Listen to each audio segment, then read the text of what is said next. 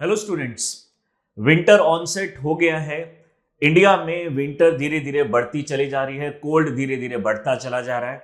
और ऐसे में इंडियन मीटरोलॉजिकल डिपार्टमेंट की एक रिपोर्ट आई है कि इस बार लालीना इंपैक्ट की वजह से बहुत सीवियर विंटर देखने को मिल सकती है। और इस तरह की विंटर हो सकता है कि पिछले 70 साल में पहली बार इतनी विंटर हो। स्पेशली 2001 में इस तरह की विंटर हुई थी और एक के बाद में अभी 2024 में ये विंटर होगी या फिर 2025 के स्टार्टिंग से ये स्टार्ट हो जाएगी। ऐसे में बताया जा रहा है कि जो स्टेट्स हैं उनको अलर्ट कर दिया गया है कि इस बार ज्यादा विंटर के लिए आप अलर्ट रहिए। यहाँ पे डिजास्टर मैनेजमेंट टीम को भी यहाँ पे अलर्ट कर दिया गया है। एनडीएमए जो नेशनल डिजास्टर मैनेजमेंट अथॉरिटी है उसने भी अपनी एडवाइजरी जारी कर दी है स्टेट्स को कि हर स्टेट अपने लिए प्रिपेयर्ड रहे। स्पेशली नॉर्दर्न स्टेट्स के अंदर में Jammu Kashmir, Himachal Pradesh, Punjab, Haryana, Delhi, UP, in particular state, in particular region में बहुत सीवियर ठंड पड़ने वाली है। और एक्सपेक्टेड है कि नॉर्मल जितना ठंड में टेम्परेचर पहुंचता है लोएस्ट, तो उससे भी 3 डिग्री और लो पहुंचने वाला है। स्नोफॉल हो सकती है, हेवी स्नोफॉल हो सकती है हमारे अपर वाले नॉर्दर्न पार्ट में, जैसे जम्मू कश्मीर, हिमाचल प्रदेश, उत्तराखंड और यूपी के अपर पार्ट में, और दिल्ली जैसे रीजन में भी बहुत ठंड पड़ सकती है। जी हाँ, अब इससे क्या फायदे होंगे, इससे क्या नुकसान होंगे, और क्या है ये ला नीनो फैक्टर, ला नीनो से क्या होता है और इसका जो अपोजिट फैक्टर होता है एल नीनो, वो क्या होता है, इनका किन किन कंट्रीज के ऊपर में ज्यादा इंपैक्ट पड़ता है, किन के ऊपर कम पड़ता है, कहां पे रेनफॉल ज्यादा होती है, कहां पे रेनफॉल कम होती है, ये इंपैक्ट एक्चुअली में क्या है। आइए इस चीज को अभी डिटेल में समझते हैं कि क्या इंपैक्ट पड़ेगा ला नीना का इंडिया के ऊपर और सब कॉन्टिनेंट्स के ऊपर और दूसरे वर्ल्ड के कंट्रीज के ऊपर। आइए इस चीज को डिटेल में समझते हैं। So India prepare for unusually cold winter in 2024 due to the La Nina effect according to the Indian Meteorological Department। यहाँ पे अलर्ट जारी कर दिए गए हैं सारी स्टेट्स को कि आप अपने लिए इस चीज के लिए प्रिपेयर्ड रहिए। होम शेल्टर जो होते हैं वो प्रोवाइड कीजिए। हीटिंग इम्पैक्ट क्योंकि इसमें बढ़ेगा, क्योंकि अभी आपको जो हीट आपको ज्यादा चाहिए होगी, घर में हीटर ज्यादा यूज किए जाएंगे, एनर्जी कंजम्पशन भी इस बार बढ़ेगा। हो सकता है माइग्रेशन भी इस बार बढ़ने को मिले। तो क्या क्या इंपैक्ट पड़ सकते हैं आज इसको डिटेल में समझते हैं। प्लस में देखते हैं कि ला नीना क्या है और इसका इंपैक्ट किस तरीके से पड़ता है हमारी स्टेट्स के ऊपर। स्पेशली हम बात कर रहे हैं पूरे इंडिया के ऊपर और आसपास की कंट्रीज के ऊपर। इंडिया में एक्सपीरियंस एक्सट्रीम विंटर आ सकता है और 3 डिग्री तक टेम्परेचर हमारा कम हो सकता है, स्पेशली कुछ स्टेट्स में जो हमारी नॉर्दर्न साइड में है। सदर्न वाली स्टेट्स के अंदर में हमें हैवी रेन, यानी जब हमारा रिट्रीटिंग मॉनसून होता है नवंबर, दिसंबर, जनवरी में, इस टाइम पे माना जा रहा है कि रिट्रीटिंग मॉनसून बढ़ सकता है, यानी यहां पे बारिश ज्यादा आ सकती है। स्पेशली तमिलनाडु और आंध्र प्रदेश वाले रीजन में ज्यादा खतरा हो सकता है रेनफॉल का। और अभी रिसेंटली आपने तमिलनाडु में साइक्लोन से फ्लड देखा था। यहाँ पे साइक्लोन के इफेक्ट से साइक्लोन फेंगल आया था, जिसकी वजह से एक बहुत ही सीरियस डिवास्टेटिंग इफेक्ट हुआ था, डिजास्टर हुआ था एक बहुत बड़ा तमिलनाडु में। और अब भी चांस है कि रेनफॉल की वजह से ऐसा हो सकता है कि दोबारा से इन पर्टिकुलर रीजन्स में फ्लड आ सके। डेफिनेटली ऐसा हो सकता है अकॉर्डिंग टू आईएमडी। सबसे पहले न्यूज की हम बात करते हैं। India is bracing for an unusual cold winter 2024 में ये होगा इफेक्ट जो दिखाई दे रहा है। इस बार फिर ला नीना लौट के आ चुका है according to Indian meteorological department, और ये कोल्डर वेदर लेकर आएगा। और किसी किसी रीजन में, जैसे सदर्न इंडिया में ज्यादा रेनफॉल होगी, सेंट्रल इंडिया में रेनफॉल देखने को मिल सकती है, और नॉर्दर्न इंडिया के अंदर में बहुत ही ज्यादा ठंड देखने को मिल सकती है। क्यों होगा ऐसा, देखते हैं इस चीज को वन बाय वन। सबसे पहले देखते हैं इसका इफेक्ट क्या पड़ेगा ला नीना का, और फिर देखेंगे कि ला नीना एक्चुअली में होता क्या है। कोलर देन, जब सी सरफेस टेम्परेचर जो होता है नॉर्मल से ज्यादा ठंडा हो जाता है। La Nina is characterised cooler than usual sea temperature. Definitely इसको याद रखिएगा, कूलर यहां पे इफेक्ट हो जाता है, यानी सी सरफेस की हम बात करें, सी वाटर की हम बात नहीं कर रहे हैं, इसको याद रखिएगा। सी सरफेस टेम्परेचर जो हो जाता है वो ठंडा हो जाता है नॉर्मली से, और जो विंड है हमारी ईस्ट वेस्ट पैसिफिक में मूव करने लग जाती है। इसी इफेक्ट को बोलते हैं हम लानीनो, और ये इंपैक्ट जो है इंडिया और आसपास की कंट्रीज तक भी पड़ता है। ग्लोबल वेदर पैटर्न को पूरा चेंज कर सकता है ये, और टेम्परेचर के अंदर में खासा कमी ला सकता है। किसी किसी रीजन में बहुत ज्यादा रेनफॉल कर सकता है डेफिनेटली। अगर हम अमेरिका की बात करें, नॉर्थ अमेरिका और साउथ अमेरिका में, तो वहां पे और स्पेशली सेंट्रल अमेरिका में आपको ड्रॉट लाइक कंडीशन देखने को मिलेगी, और जस्ट अपोजिट कंडीशन हमें एशिया वाले रीजन में देखने को मिलेगी, एंटार्क्टिका वाले रीजन में देखने को मिलेगी, ऑस्ट्रेलिया वाले रीजन में देखने को मिलेगी। वहां पे रेनफॉल बढ़ेगा और टेम्परेचर कम हो जाएगा। Cooler ocean temperature in the Pacific push strongly easterly winds. Easterly wind का मतलब है ईस्ट से वेस्ट चलने वाली विंड। अगर लिखा गया है वेस्टर्ली तो इसका मतलब है वेस्ट से ईस्ट। ये डायरेक्शन वो लिखी जाती है जहां से ये विंड चल रही है। डेफिनेटली ईस्टर्ली विंड है तो ईस्ट से कहां जा रही है विंड। अगर वेस्टर्ली बोला जाएगा तो वेस्ट से चल रही है ईस्ट। तो ये विंड जो है ईस्टर्ली विंड होगी, यानी पैसिफिक से इंडियन ओशन की तरफ में ये विंड बढ़ेगी, जो कि ठंड भी यहां पे ला सकती है। This leads to a colder winter, particularly in the northern India के अंदर में ज्यादा ठंड देखने को मिल सकती है इस बार, स्पेशली उत्तरांचल के अंदर, यानी आप बात कर सकते हैं उत्तराखंड के अंदर में, हिमाचल प्रदेश के अंदर में और जम्मू कश्मीर में बहुत सीवियर ठंड आने के चांसेस है, स्नोफॉल होने के चांसेस हैं इन पर्टिकुलर स्टेट्स के अंदर। अगर हम रेनफॉल की बात करें तो लानिनो की वजह से along the cold, La Nina also bring increase rainfall. कुछ रीजन में रेनफॉल बहुत ज्यादा बढ़ जाएगी डेफिनेटली। अमेरिका में अगर हम देख रहे हैं तो अमेरिका के ज्यादा रीजन में रेनफॉल जो है वो हमें कम देखने को मिलेगी, और अदर रीजन्स में अगर हम देख रहे हैं तो रेनफॉल हमें ज्यादा देखने को मिलेगी। स्पेशली हम बात कर रहे हैं रेनफॉल बढ़ेगी सदर्न और सेंट्रल इंडिया के अंदर, जैसा कि मैंने अभी पहले बताया आपको। The combination of cold and heavy rainfall, ये जब दोनों चीजें बढ़ेगी, कोल्ड भी बढ़ेगा, हैवी रेनफॉल भी बढ़ेगा, तो पूरी इंडिया के अंदर में एक ठंडी लहरें, कोल्ड वेव्स जो है ये बहने लग जाएगी, जिसकी वजह से हमारी क्रॉप्स के ऊपर में और ह्यूमन के जो लाइफ भी है वो भी इससे इंपैक्ट होगी, और जो क्रॉप्स है वो भी डिस्ट्रॉय हो सकती है। अब कई जगह ये भी मेंशन किया गया है कि डिलेड मॉनसून भी हो सकता है। This extend the monsoon season bring more rainfall specially beyond the usual and in the September which can further disrupt seasonal weather pattern। तो कहीं पे डिले हो सकता है, कहीं पे एक्सटेंड हो सकता है, यानी ये जो है जो इफेक्ट है हर स्टेट में, हर रीजन में थोड़ा अलग आपको दिखाई देगा। सबसे पहले समझने की कोशिश करते हैं कि जो लानीना और एल्निनो इफेक्ट है, ये इफेक्ट जनरेट कहां से होते हैं। तो सबसे पहले इसके लिए हमें समझना पड़ेगा कि प्रेशर बेल्ट्स क्या चीज होती हैं। जी हाँ, हमारी अर्थ के ऊपर में 4 प्रेशर जो हमारे पास बेल्ट्स होती हैं, 2 नॉर्दर्न हेमिस्फीयर में, 2 सदर्न हेमिस्फीयर में। आखिर क्या है ये नॉर्दर्न और या फिर सदर्न ओशन और या फिर प्रेशर बेल्ट्स। सपोज कीजिए यहां पे हमारा सन है, और सन का जो इंपैक्ट है आप जानते हैं 23.5 पे हमारा जो इंपैक्ट है वो यहां तक रहता है, यानी 23.5 डिग्री नॉर्थ से लेकर 23.5 degree south, tropic of cancer से लेकर ट्रॉपिक ऑफ कैप्रिकॉन तक, यहां पे हमारी सबसे ज्यादा सनलाइट रहती है। इसलिए जब सन का जब इंपैक्ट इसके ऊपर पड़ता है, यानी सन की जब रेज इस पर्टिकुलर पार्ट के ऊपर में पड़ती है, तो यहां के जो पार्टिकल्स हैं वो एक्साइटेड, एयर के पार्टिकल्स ज्यादा एक्साइटेड हो जाते हैं, because they are receiving more sunlight. Sunlight का मतलब है सन एनर्जी, एनर्जी जब इनको मिलती है तो पार्टिकल्स बिकम एक्साइटेड, और जब आप एक्साइटेड होंगे तो आप एक तरीके से जंप करेंगे या फिर इधर उधर आउटवर्ड मोशन करेंगे।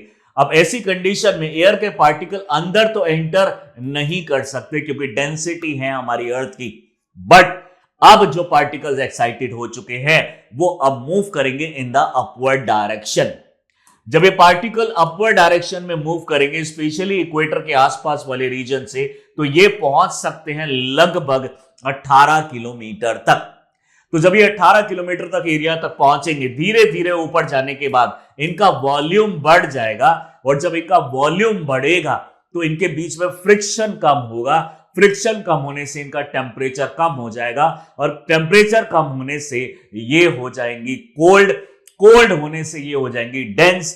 अब ये जो ठंडी एयर है, जो यहां पे हर 1 किलोमीटर पे 6.5 डिग्री सेल्सियस हमारा टेम्परेचर कम हो रहा है, तो इमेजिन कीजिए अर्थ से ये अगर एयर चलती है, हॉट एयर, धीरे धीरे ऊपर जाके इसका टेम्परेचर कम होता चला जाता है, तो इसके जो डेंसिटी है वो बढ़ रही है, और टेम्परेचर 18 किलोमीटर बाद माइनस में पहुंच जाता है, जिसकी वजह से डेंस हो जाती है। अब ये एयर वापस से नीचे फॉल करना चाहती है, लेकिन जब ये वापस से नीचे फॉल करने की कोशिश करेगी तो इसको ये पता है कि जो ये वाली रीजन है, स्पेशली 23.5 से लेकर 23.5 नॉर्थ टू साउथ, यहां वाले रीजन में, इस वाले रीजन में हॉटनेस ज्यादा, हीट ज्यादा होने की वजह से एयर ऑलरेडी अपवर्ड मूवमेंट कर रही है। तो जब ये ऊपर पहुंचने वाली एयर जब नीचे फॉल करने की कोशिश करती है, जब ये वाली एयर नीचे फॉल करने की कोशिश करती है, तो यहां से ये नीचे फॉल नहीं कर पाती है। ये अपने वेट की वजह से नीचे आना चाहती है ग्रेविटी के अंदर में, बट ऐसा ये नहीं कर पाएगी। तो कोई बात नहीं, ये थोड़ा आगे से अटेम्प्ट देती है, लेकिन यहां भी ऊपर की तरफ एयर चल रही है, इस वजह से ये फॉल नहीं कर पाती। यहां भी ऐसे कोशिश करती है, लेकिन एयर ऊपर की तरफ चल रही है, वो इसको नीचे फॉल नहीं करने देती। फाइनली इसको 30 डिग्री लैटिट्यूड में एक ऐसा रीजन मिलेगा जहां पे ऊपर चलने वाली एयर, क्योंकि टेम्परेचर वहां पे कम है, एक्साइटमेंट वहां पे कम है एयर के पार्टिकल्स में, तो ऊपर की तरफ मूवमेंट बहुत कम हो रही है। तो ये जो एयर है फाइनली फॉल करती है हमारे इस वाले पर्टिकुलर पार्ट पे, और यहाँ पे पर्टिकुलर पार्ट पे। तो ये सब ट्रॉपिकल पार्ट में, यानी 30 डिग्री नॉर्थ और 30 डिग्री साउथ के आसपास ये ऊपर से नीचे फॉल करती है, यानी जीरो से लेकर लगभग 20-25 डिग्री तक एयर ऊपर जा रही है। और जब ये ऊपर जाके ठंडी हो जाती है, जब ये नीचे फॉल करती है, तो उसी सेम रीजन में फॉल नहीं कर पाती, थोड़ा आगे ट्रेवल करके, जब इसको कोई नीचे से ऊपर की तरफ कोई फोर्स नहीं मिलेगा, then it will fall on the surface. अब यहां पे सरफेस पे फॉल करने के बाद अब ये एयर इस वाले पर्टिकुलर रीजन में आ जाती है। अब क्योंकि एयर नीचे की तरफ फॉल कर रही है, एयर की क्वांटिटी बढ़ रही है, तो यहां पे बन जाता है सब ट्रॉपिकल हाई प्रेशर जोन, जिसको हम हॉर्स लैटिट्यूड भी बोलते हैं। वहीं पे इक्वेटर वाले रीजन में जहां से एयर गायब हो गई, यानी आपको ये याद रखना है, एयर का जो क्वांटिटी है वो इसका प्रेशर डिसाइड करता है। यानी एयर की क्वांटिटी अगर ज्यादा होगी तो प्रेशर होगा ज्यादा, एयर की क्वांटिटी कम है तो प्रेशर होगा कम। तो यहां से एयर ऊपर की तरफ अपलिफ्ट हुई है, यहां से हमने साइड व्यू हमने दिखाया आपको, ऊपर की तरफ हुई है, तो डेफिनेटली ये जो सरफेस होगा जिससे एयर ऊपर जा रही है, तो यहां पे लो प्रेशर हो जाएगा, क्योंकि एयर की यहां पे कमी हो गई है, और एयर यहां पे फॉल कर रही है, यहां पे डेंसिटी यहां पे बढ़ रही है एयर की, तो यहां पे एयर का प्रेशर हो जाएगा ज्यादा। तो इसको हम बोल रहे हैं सब ट्रॉपिकल हाई प्रेशर बेल्ट, और इसको हम बोल रहे हैं इक्वेटोरियल लो प्रेशर बेल्ट। ऐसा होने के बाद अगर हम इसको फाइनली देखते हैं, वहीं पे अगर हम पोल की तरफ देख रहे हैं, तो पोल की तरफ टेम्परेचर बहुत सारा कम होने की वजह से air is trying to move in the downward direction because of its heavy weight. जब ये डाउनवर्ड मोशन करेगा तो ये अब इधर की तरफ मूव करेगी, और इधर की तरफ पूरे ग्लोब पे ऐसे ये फैल जाएगी। एयर जो यहां से ऊपर उठी थी वो ऐसे ऊपर नीचे जाएगी, ये ऐसे फॉल करेगी, और ये भी इधर मूव करेगी और ये इधर मूव करेगी। तो ये दोनों एयर जो हमारी कोल्ड एयर वहां से आती है और पोल से, और जो हॉट एयर लगभग 30 डिग्री से यहां से पहुंच रही है, दोबारा से आपस में यहां पे मिलेगी, और ये एयर हो जाएगी अपलिफ्ट। अपलिफ्ट होने के बाद दोबारा से वही कंडीशन होगी, क्योंकि ये जो एयर है इस तरीके से ऐसे ऊपर उठ रही है, यहां पे एयर भी इस तरह से ऊपर उठ रही है, तो अब ये बिल्कुल ठंडा होने के बाद ये नीचे फॉल नहीं कर पाएगी, तो ये धीरे धीरे आप देखेंगे ये यहां पे पहुंचेगी और ये यहां पे पहुंचेगी। इस तरह के टोटल हमारे 3 सेल यहां पे बनते हैं। जो पहला सेल है उसको पहली बार बताया था हेडले ने, सर हेडले ने, तो इसलिए इसको बोलते हैं हेडले सेल। इससे ऊपर हमारे जो मिड लैटिट्यूड्स के अंदर में है, इसको बताया था सबसे पहले फेरल ने, इसलिए इसको फेरल सेल बोलते हैं। और ये वाला जो है इनके कंबाइंड इफेक्ट की वजह से आया था, इन दोनों ने इसमें पार्टिसिपेट किया था, इसको बोलते हैं हम पोलर सेल। तो इसको अगर हम पूरा ड्रॉ करने की कोशिश करें तो यहां से 18 किलोमीटर ट्रेवल करेगा, फिर यहां जाएगा, फिर यहां जाएगा, फिर एयर यहां जाएगी, एयर यहां जाएगी, ऊपर मूव करेगी, इधर चलेगी, यहां से नीचे डाउन, ये यहां से मूव, ये दोनों मिलेंगी, ऊपर जाएंगी, और ये इस तरीके से। तो ये मैंने आपको साइड व्यू दिखाया, पूरी अर्थ पे आप इमेजिन करो इस तरीके से एक्टिविटी चल रही है। इसको हमने बोला हेडलेस सेल, यानी सेल का मतलब एक कंप्लीट साइकिल यहां पे बन रही है। इसको हमने बोला फेरल सेल, फेरल सेल, और इसको हमने बोला पोलर सेल। अब जो एयर नीचे वाली आपको ये दिखाई दे रही है, ये अर्थ पे कोरियलिस फोर्स की वजह से अर्थ सरफेस पे इस तरीके से मूव करती है टुवर्ड्स दी पर्टिकुलर पॉइंट। यहां पे अगर हम बात करें तो 30 डिग्री से लगभग 5-6 डिग्री लैटिट्यूड के आसपास ये पहुंच रही है, नॉर्थ और साउथ दोनों से, क्योंकि कोरियलिस फोर्स जो होता है वो नॉर्दर्न हेमिस्फीयर में एयर को राइटवर्ड मूव कराता है। कोरियलिस फोर्स, अब ये हम बात कर रहे हैं लोअर वाली, यानी जो ग्राउंड पे जो एयर चल रही है, यानी इसकी बात कर रहे हैं। और यहां से अगर हम इसकी बात करें तो ये वाली एयर की बात करें तो ये वाली एयर जब टुवर्ड्स द इक्वेटर मूव करती है, टुवर्ड्स द इक्वेटर मूव करती है, तो कोरियलिस फोर्स के इंपैक्ट में ये मूव कर जाती है राइटवर्ड डायरेक्शन में इन the northern hemisphere, leftward direction में इन द सदर्न हेमिस्फीयर। और ये जो विंड है पहले के टाइम में, यानी आज से कुछ 100 साल पहले, इस वाली विंड को ट्रेड के लिए यूज किया जाता था, क्योंकि उस टाइम पे मशीन नहीं थी, तो बोट जो है वो मशीन से नहीं चलती थी। इस विंड से आप ट्रेवल करते थे और अपने सामान को दूसरी कंट्रीज में बेच पाते थे। इसीलिए इस पर्टिकुलर बेल्ट को हम बोलते हैं ट्रेड विंड बेल्ट, और इन प्रेशर बेल्ट्स को और इन विंड्स को बोलते हैं ट्रेड विंड, यानी ऐसी विंड जिससे ट्रेड किया जाता था पास्ट में। इसी वजह से इसको हम संबोधित करते हैं ट्रेड विंड से, और इसको नाम दिया गया है हमारा ट्रेड विंड।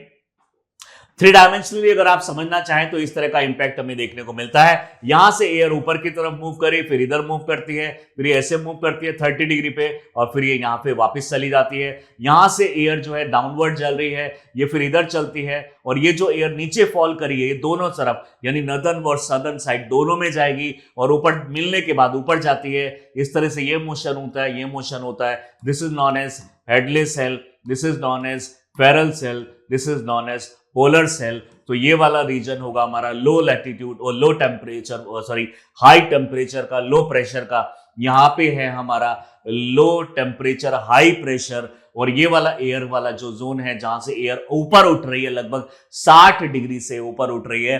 बट इसको याद रखना है, एयर दो जगह उठ रही है। एक तो एयर यहां पे उठ रही है, लेकिन यहां जो एयर अपवर्ड मूवमेंट कर रही है that is because of the high temperature. तो ये थर्मल अपलिफ्टमेंट है एयर का। बट यहां जो एयर ऊपर की तरफ मूव कर रही है ये एक तरीके से डायनेमिक इफेक्ट है, यानी यहां पे इफेक्ट जो है हमारे मूवमेंट की वजह से हुआ है, ना कि टेम्परेचर की वजह से। दोनों याद रखिएगा, यहां पे अपलिफ्टमेंट थर्मल है, यहाँ पे जो अपलिफ्टमेंट है वो डायनेमिक है, और यहाँ पे जो अपलिफ्टमेंट है दैट इज थर्मिक या फिर थर्मल। पूरे अर्थ पे अगर हम देखेंगे तो प्रेशर बेल्ट्स इस तरीके से घूमती रहती हैं, और जो विंड यहाँ पे फॉल कर रही है तो वो ऐसे मूव करेगी टुवर्ड्स द इक्वेटर। ये विंड जो यहाँ फॉल कर रही है towards the equator, but Coriolis force यहाँ पे लेफ्ट साइड चलता है, तो जो विंड है वो इस तरीके से मूव कर जाती है। यहाँ पे राइट साइड चलता है तो विंड इस साइड मूव कर जाती है। और जो ये विंड चल रही है किस तरफ चल रही है आप देख पा रहे हैं, ईस्ट से वेस्ट, यानी सरफेस पे जो विंड है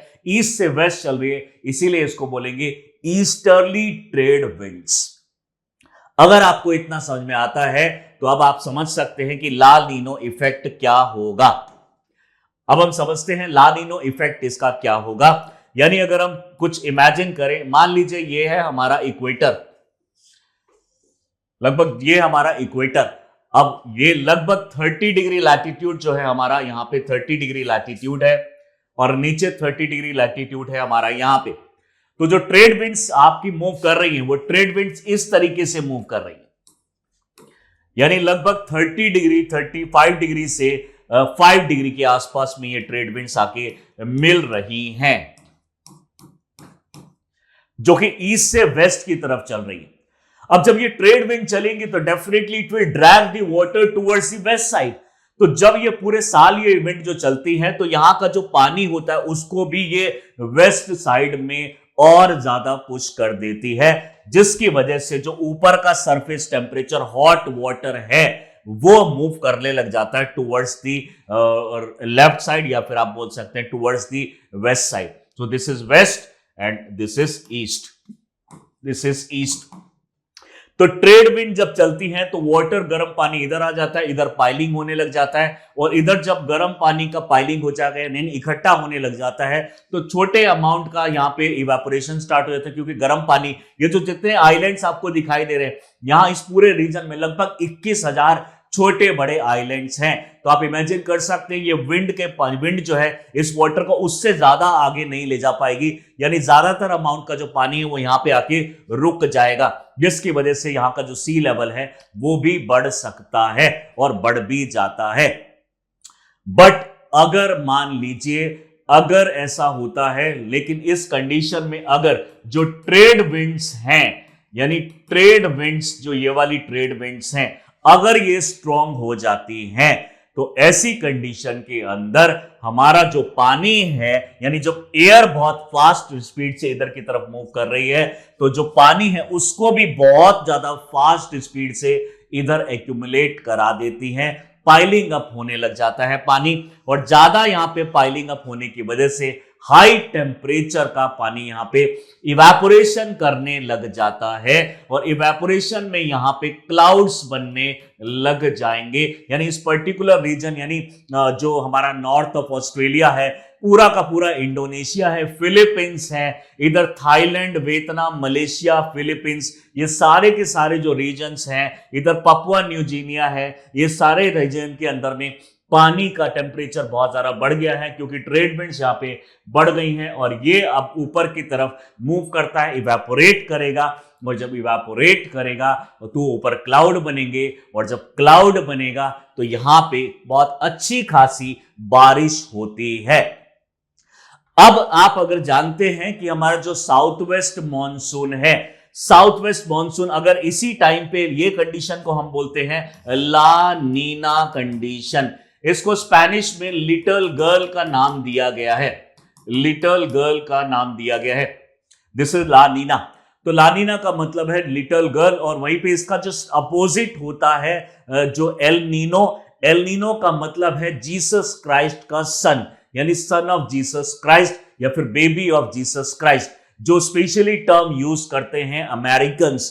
तो अमेरिकन्स में जब बारिश होती है, गर्म पानी इस साइड पहुंचता है तो उसको बोलते हैं एल नीनो, और इन्होंने जीसस क्राइस्ट से इसको रिलेट कराया है. वहीं पे यूरोपियंस की अगर हम बात करते हैं तो यूरोपियंस, स्पेशली अगर हम स्पेनिश की बात करें, स्पेन की बात करें, इस पर्टिकुलर रीजन की बात करें, ग्रीक की बात करें, तो वो टर्म यूज करते हैं जब उनके यहाँ पे बारिश होने के चांसेस बढ़ जाते हैं, तो उनको ये वर्ड यूज करते हैं लानीनो. तो आप बोल सकते हैं एक तरीके से एक यहाँ पे यूरोप का इफेक्ट है और एक तरीके से अमेरिका का यहाँ पे इफेक्ट हमें देखने को मिल रहा है.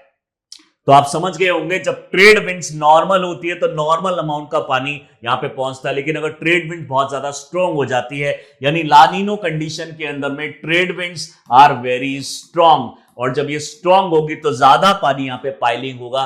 ज्यादा पाइलिंग मतलब ज्यादा हॉट वाटर, ज्यादा हॉट वाटर मतलब और ज्यादा यहाँ पे क्लाउड फॉर्मेशन, क्लाउड फॉर्मेशन मतलब यहाँ पे अच्छी खासी बारिश होती है.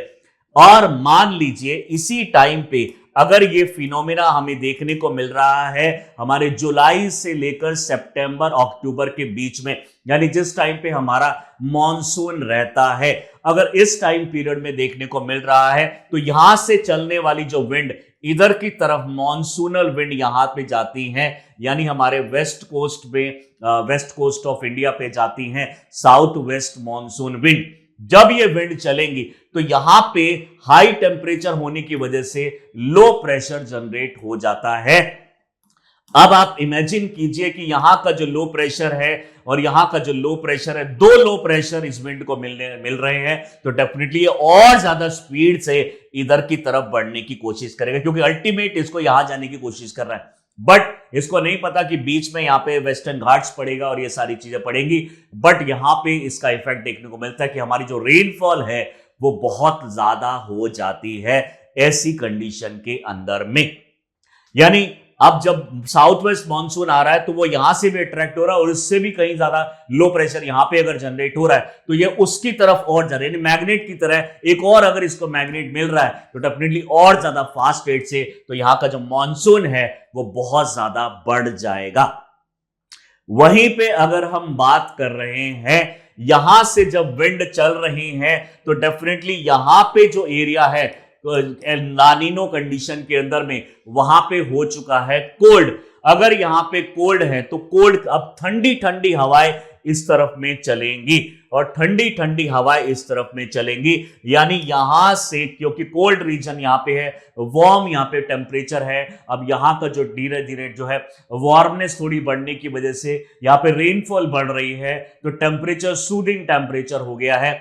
बट यहां पे कोल्ड रहने की वजह से यहां से हाई प्रेशर जोन जनरेट होगा, यहां पे लो प्रेशर जोन है तो जो एयर है ठंडी ठंडी हवा इधर की तरफ चलेंगी और जब ठंडी ठंडी हवा इधर की तरफ चलेंगी और यहां पे हमें ठंडा इफेक्ट इंडिया में, बर्मा में, वियतनाम में, थाईलैंड में, लाओस में, कंबोडिया में, इंडोनेशिया, फिलीपींस, पपुआ, इन सारे रीजन के अंदर में हमें ठंडी ठंडी हवाएं भी देखने को मिलेंगी। इसी वजह से बोला जा रहा है कि इंडिया के जो नॉर्दर्न पार्ट होगा वहां पे ठंडी हवाएं देखने को मिल सकती हैं और जो सदर्न पार्ट होगा वहां पे रेनफॉल ज्यादा हो सकती है। लेकिन आप बात करेंगे, आप सोच रहे होंगे कि अभी तो साउथ वेस्ट मानसून का भी टाइम नहीं है तो रेनफॉल कैसे बढ़ेगी। जी हाँ, आप सही सोच रहे हैं, अभी तो दिसंबर मंथ है, इस मंथ के अंदर में तो साउथ वेस्ट मानसून ही नहीं है। सिर्फ हमने बताया कि साउथ वेस्ट अगर मानसून कोलाइड कर रहा है उसी टाइम पे आ रहा है तो डेफिनेटली ये इंपैक्ट देखने को मिलेगा। लेकिन इस टाइम पे अगर हम देखें तो ये तो रिट्रीटिंग मानसून का टाइम है। डेफिनेटली रिट्रीटिंग मानसून होता है जब विंड हमारी चलती है इस साइड में, जब इस तरफ से हमारा इधर की तरफ में हमारा रेनफॉल होता है। तो आप इमेजिन करो कि यहाँ का जो टेम्परेचर है लो टेम्परेचर है और प्रेशर है हाई प्रेशर, और यहाँ पे थोड़ा सा गर्मी बढ़ने की वजह से लो प्रेशर जनरेट हो गया है।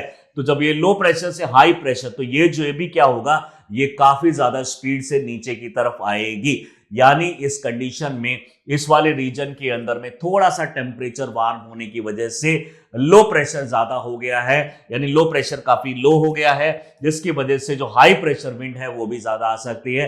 तो सदर्न में यानी लालिनो अगर होगा तो सदर्न इंडिया के अंदर में चाहे वो विंटर का टाइम हो रिट्रीटिंग मानसून, चाहे वो हमारा मानसून का टाइम हो, दोनों ही इफेक्ट की वजह से सदर्न पार्ट के अंदर में मानसून बढ़ जाएगा।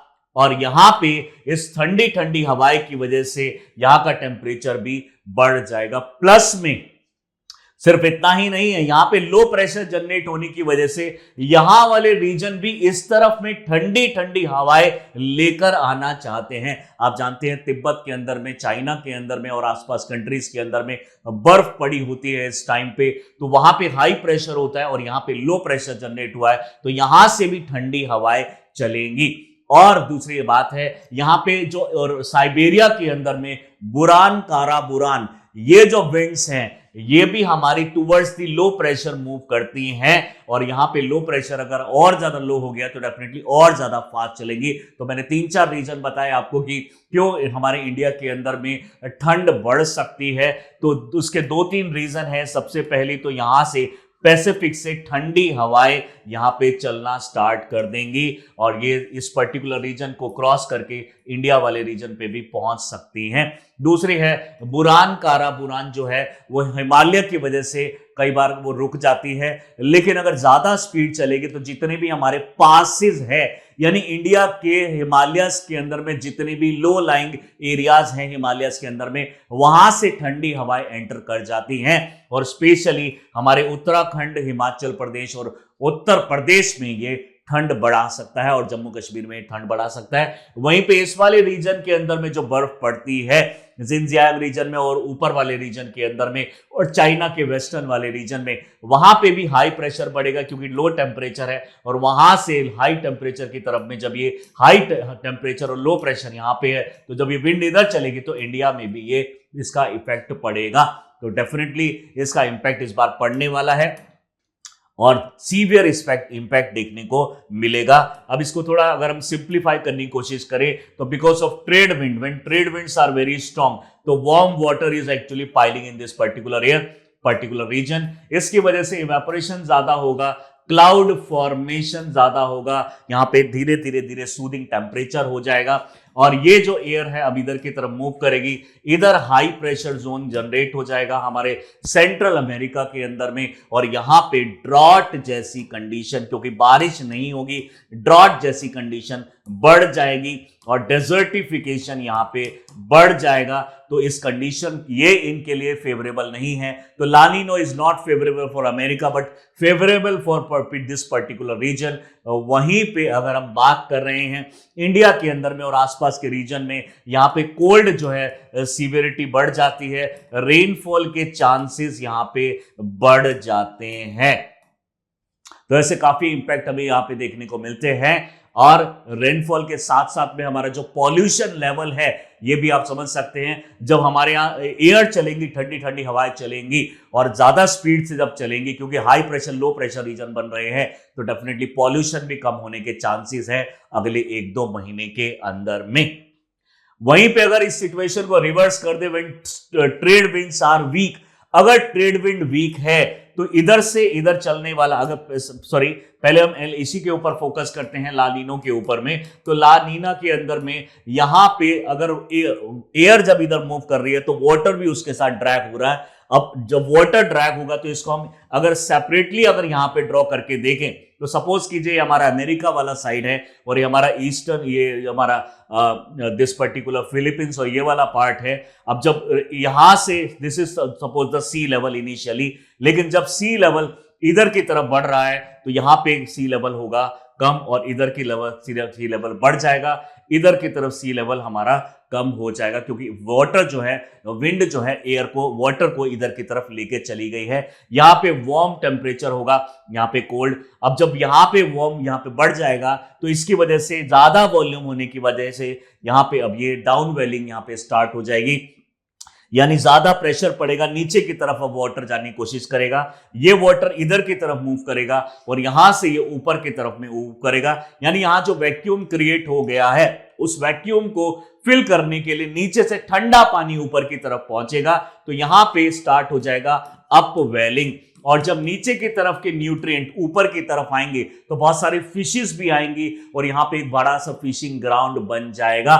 यहां पे ठंड जो है वो एक तरीके से ठंडा, उस पर्टिकुलर रीजन में जहां पे अपवेलिंग हो रहा है ठंडा पानी हो जाएगा। रेनफॉल यहां पे नहीं होगी, ठंड यहां पे हो सकती है, ड्रॉट यहां पे आएगा। तो यानी दोनों चीज को याद रखिएगा, ठंड भी बढ़ेगी, साथ में ड्रॉट भी यहां पे बढ़ सकता है, डेजर्टिफिकेशन भी हो सकती है, क्योंकि डेजर्टिफिकेशन सिर्फ हमारे हाई टेम्परेचर से रिलेटेड नहीं है, ये लो टेम्परेचर से भी रिलेटेड है।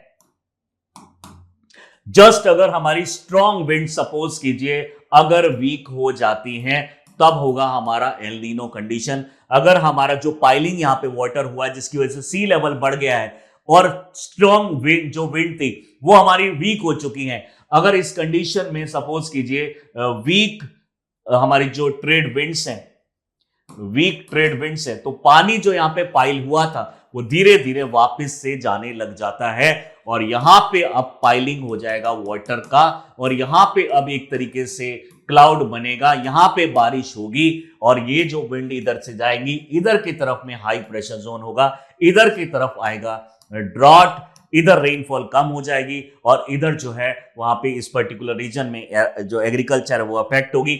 यहाँ पे अगर हम देख रहे हैं तो यहाँ पे बारिश हो रही है और ये जो इफेक्ट होता है 2-3 साल में ये दिखाई देता है एल नीनो, और इसकी वजह से ये जीसस क्राइस्ट का सन का इन्होंने एक तरीके से नाम दिया है, क्योंकि जब एल नीनो आता है तो अमेरिका में बारिश आती है, एग्रीकल्चर होती है और प्रोडक्टिविटी बढ़ती है, जो कि अमेरिका जैसी कंट्री के लिए बहुत अच्छा है। स्पेशली हम बात कर रहे हैं सेंट्रल अमेरिका और यूएसए मैक्सिको रीजन तक। जैसा कि अभी मैंने आपको बताया ये सारी चीजें, यानी दो चीजें जस्ट रिवर्स है। लानिनो के अंदर में गर्म पानी इधर आ जाता है स्ट्रॉन्ग ट्रेड विंड की वजह से, एल नीनो में वीक ट्रेड विंड की वजह से वही पाइल जो पानी हो गया है वो वापस से इधर की तरफ मूव करने लग जाता है, तो इधर रेनफॉल होगी और इधर ड्रॉट वाली कंडीशन जनरेट हो जाती है। इंपैक्ट की बात करें तो डेफिनेटली एग्रीकल्चर इससे सीवियरली इंपैक्ट हो सकती है। ज्यादा किसी रीजन में ठंड होगी, किसी रीजन में यहाँ पे बहुत ज्यादा गर्मी होगी, तो डेफिनेटली इंपैक्ट पड़ेगा। स्पेशली नॉर्दर्न और सेंट्रल इंडिया के अंदर में जो क्रॉप्स है वो डैमेज होने के चांसेस बढ़ जाएंगे, जिस वजह से आप देखेंगे कि क्रॉप्स के जो प्रोडक्ट्स हैं वो उनके जो प्राइसेस हैं उनके भी बढ़ने की आशंका यहाँ पे जताई जा रही है। Delayed harvesting lead to supply chain और प्राइस जो है फूड के वो बढ़ सकते हैं। एनर्जी डिमांड बढ़ेगी क्योंकि हीटिंग ज्यादा चाहिए, गर्म पानी चाहिए, हीटर्स आपको चाहिए, बड़े बड़े हॉट चैम्बर्स आपको चाहिए स्टोरेज के लिए, तो डेफिनेटली यहाँ पे एनर्जी की डिमांड जो है बढ़ सकती है और पावर शॉर्टेज, पावर कटिंग की प्रॉब्लम हमें देखने को मिल सकती है।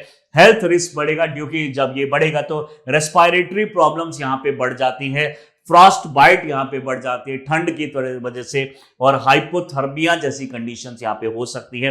स्पेशली एल्डरली जो लोग हैं और जो छोटे बच्चे हैं उनके ऊपर में ज्यादा इंपैक्ट पड़ सकता है। ट्रांसपोर्टेशन फॉग की वजह से प्रॉब्लम हो सकती है, स्नोफॉल होंगी, यहाँ पे आईसी कंडीशन हो जाएगी, डेफिनेटली ट्रांसपोर्टेशन जो है डिले हो सकता है, जिसकी वजह से ओवरऑल कॉस्ट जो है प्रोडक्ट का वो भी बढ़ सकता है। इकोनॉमिक इंपैक्ट पड़ेगा, एग्रीकल्चर का रेवेन्यू कम हो जाएगा, रूरल कम्युनिटीज जो है वो हो सकता है माइग्रेट भी करने लग जाए और ऐसे रीजन में माइग्रेट करें जहाँ पे सूटेबल टेम्परेचर है। डेफिनेटली जो हिली एरियाज से हैं, हिली एरियाज वो धीरे धीरे लो वाले एरियाज के अंदर में आने लग जाते हैं। वहीं पे अगर हम बात करें अर्ली वार्निंग सिस्टम को, यानी प्रिपेयर्डनेस के अंदर में अर्ली वार्निंग सिस्टम बनाना चाहिए जिससे हम पहले से ही प्रिपेयर्ड रह सकें। फोरकास्टिंग प्रॉपरली इसके अंदर में होनी चाहिए, जो कि गवर्नमेंट ऑफ इंडिया कर भी रही है, इंडियन मीटरोलॉजिकल डिपार्टमेंट ये कर रहा है। कम्युनिटीज इन वल्नरेबल रीजन में ज्यादा हमें सीवियरिटी और ड्यूरेशन देखने को मिल सकता है, तो हमें उसके ऊपर पहले से अर्ली वार्निंग सिस्टम और लोकल अथॉरिटीज को एक तरीके से अलर्ट कर देना चाहिए। एग्रीकल्चरल सपोर्ट यानी गवर्नमेंट को प्रोवाइड करना चाहिए फार्मर्स को, क्योंकि इंफॉर्मेशन अगर उनको नहीं मिलेगी तो वो हो सकता है कि ऐसी क्रॉप ग्रो कर लें जो कि लो टेम्परेचर में खराब हो जाती है। तो अगर इंफॉर्मेशन पहले से उनको मिल जाएगी तो वो डिसीजन ले पाएंगे कि किस तरह की क्रॉप उनको ग्रो करनी है। उदाहरण के तौर पे राजस्थान के अंदर में ड्रॉट ज्यादा आता है as compare to the Maharashtra, लेकिन महाराष्ट्र में सुसाइडल रेट हमें ज्यादा दिखाई देते हैं एज कंपेयर टू राजस्थान। तो इसके पीछे क्या रीजन है? राजस्थान के लोग ये जान चुके हैं कि इतने ज्यादा टाइम के लिए हमारे यहाँ पे ड्रॉट रहेगा, तो वो या तो एनिमल रियरिंग पे स्विच कर चुके हैं, लाइव स्टॉक रियरिंग पे स्विच कर चुके हैं, या फिर ऐसी क्रॉप्स को ग्रो करते हैं जो यानी लो वाटर कंटेंट में और हाई टेम्परेचर में सर्वाइव कर सके। वहीं पे महाराष्ट्र के अंदर में कई साल तक फ्लड आएगा, फिर अचानक से 2-3 साल ड्रॉट आ जाएगा, तो वो प्रिपेयर नहीं हो पाते हैं। यानी अगर प्रिपेयर्डनेस भी हो जाए, अगर फोरकास्टिंग भी हो जाए, तो काफी हद तक इसको बचाया जा सकता है। इंफ्रास्ट्रक्चर स्ट्रेंथनिंग करने की जरूरत है, स्पेशली रूरल और रिमोट एरियाज के अंदर में। यहाँ आज बहुत सारे ऐसे एरिया हैं, घर ऐसे हैं जहाँ पे छत नहीं है लोगों के पास, तो ऐसे में ठंड की वजह से हो सकता है प्रॉब्लम हो जाए और काफी सारे डेथ भी देखने को मिलता है हर बार सर्दियों के अंदर में। तो शेल्टर होम्स यहाँ पे गवर्नमेंट ऑफ इंडिया प्रोवाइड करे, वहाँ पे हीटिंग के लिए कुछ चीजें प्रोवाइड करे, तो ऐसा गवर्नमेंट कर सकती हैं। और एफिशिएंट स्टोव्स और ये सारी चीज की फैसिलिटी इंडियन गवर्नमेंट को प्रोवाइड करनी चाहिए, स्टेट गवर्नमेंट को प्रोवाइड करनी चाहिए। हेल्थ केयर डेफिनेटली इंपैक्ट पड़ेगा, तो उसके लिए पहले से हमें प्रिपेयर्ड रहना चाहिए। एडिक्वेट मेडिसिन और ये सारी चीजें पहले से ही हमें तैयार रखनी चाहिए। एनर्जी सप्लाई मैनेजमेंट हो जाना चाहिए, यानी energy resources, coal, LPG to meet heighten, जितना भी हमें इंपोर्ट करना है उससे ज्यादा हमें इंपोर्ट कर लेना चाहिए। Disaster relief of emergency support हमें एक तरीके से प्रोवाइड करना पड़ेगा, तो उन सारे सिस्टम को अलर्ट कर देना चाहिए। और टाइम टू टाइम हमें पब्लिक कैंपेन और अवेयरनेस भी करनी चाहिए, ताकि लोग जो हैं ठंड में ज्यादा बाहर ना निकले, अपने आप को हेल्दी रखें, अपने आप को इस ठंड से बचा सके, अपने टाइम ड्यूरेशन को चेंज कर सके, अपना जो वर्किंग टाइम है उसको चेंज कर सके। ये सारे फैसिलिटीज हमें देनी पड़ेंगी, अदरवाइज बहुत ज्यादा डिजास्टर भी हो सकता है। इसी टॉपिक से रिलेटेड एक बहुत इंपॉर्टेंट क्वेश्चन लेकर आए मेंस के लिए आपके लिए। Discuss the potential impact of La Nina phenomena on India's weather pattern, particularly the expected severe winter of 2024. How can the government and citizen prepare for its effect, especially on agriculture and vulnerable regions? तो कौन कौन से vulnerable regions हैं, कौन कौन से vulnerable section हैं, elder लोग हैं, बच्चे हैं, उनको बचाया जा सके इससे, और जो citizens हैं और गवर्नमेंट क्या इस पे तैयारी कर रही है, ये सारी चीजें आपको इसमें लिखनी होगी। 250 वर्ड में इस क्वेश्चन को एक बार अटेम्प्ट करके देखिएगा। इस तरह की इंफॉर्मेटिव वीडियोस को और ज्यादा देखने के लिए do subscribe our channel Chahal academy. Thank you.